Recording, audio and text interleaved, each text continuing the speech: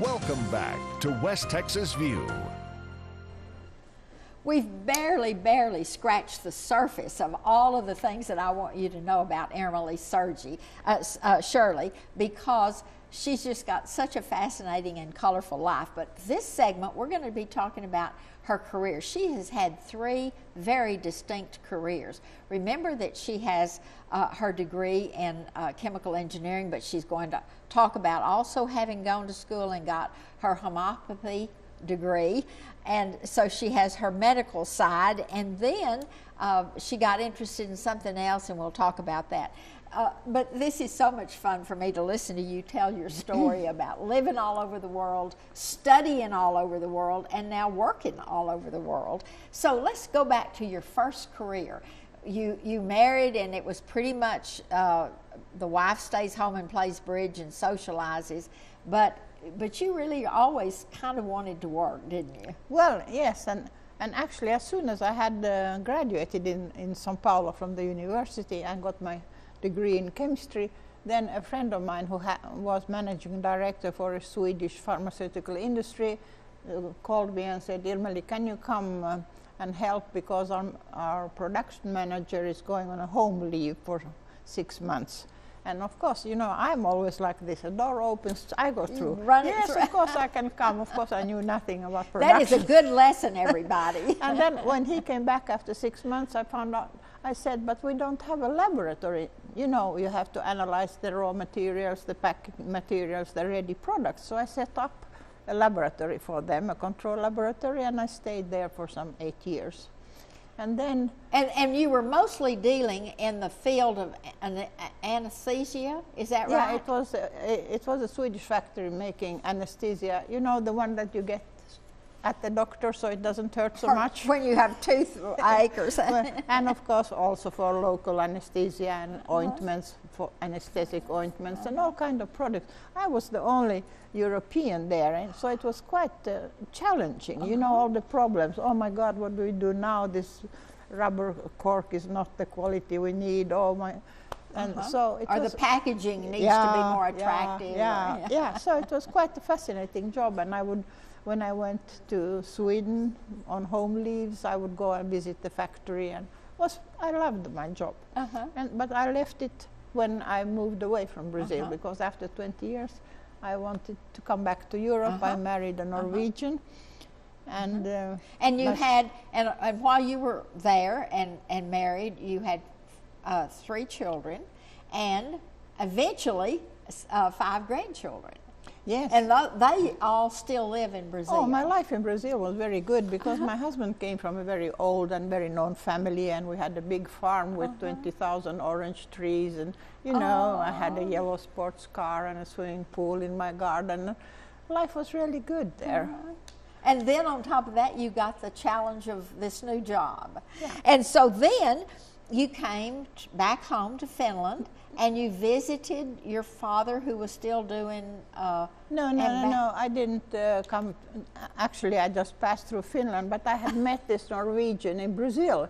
So we got married in Norway, and I stayed in Norway for a while, and then he took jobs. We stayed in Africa, like I told you, in Nigeria sometime, and then we went back to Brazil, and we came back to Norway. But after only 6 years, he died of cancer. I told him, go to the doctor with this cough. He went and he got the diagnosis, cancer, and he died in 6 months. And imagine, I had been in Africa, big house and steward and nanny and driver and all that. And then there I stood, a poor widow, no job, no husband, no money, and a small child to take care of in a foreign country. So then I got a job in the cancer hospital. And again, your education all came into play. And how did you get that job? Well, while he was in the hospital dying, I left my papers in the personal department. Your resume. And then Vivian and I, when he died, we took our tickets and went to Brazil and stayed there. And when I came back, there was a letter. If you want to work here, phone. So I phoned, and I got first a job in the Department of Radiation, but I'm not specialized in that. So then I met the professor and I said to him, you know, Professor Höst, I could set up a department of clinical trials for you because I worked in pharmaceutical industry and so on. So one day he comes and tells me, Mrs. Sjolie, I got money for your salary from the Cancer Association, and here's your office, and took me to the 9th floor, the top floor of the hospital. Fanciest office in beautiful the corner. Yeah, view over Oslo.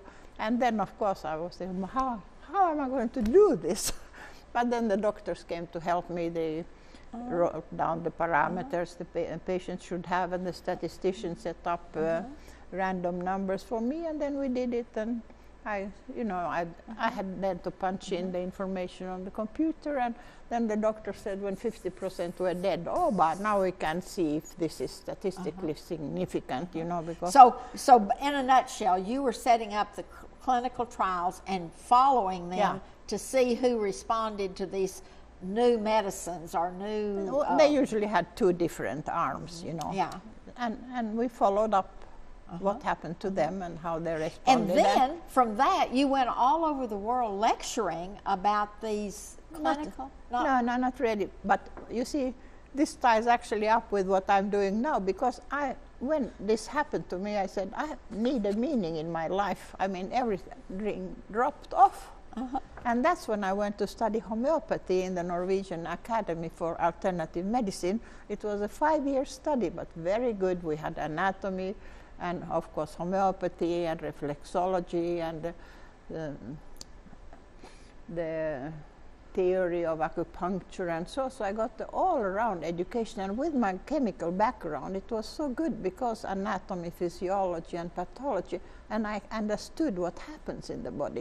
So this was a very, very good school, and it balanced very well, because in my job the doctors were just seeing who's dying first, and then this homeopathy with the colleagues and all was positive thing.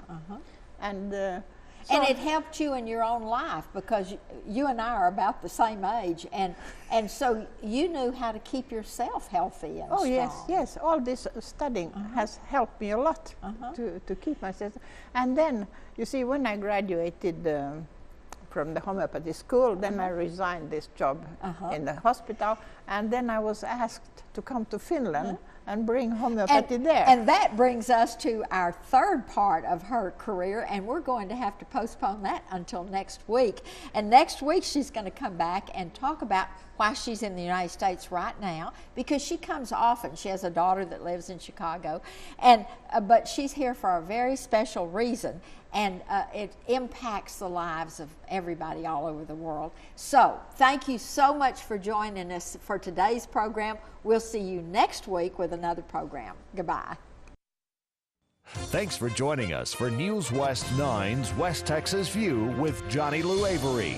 This has been a public affairs presentation of KWAB-TV and KWES-TV.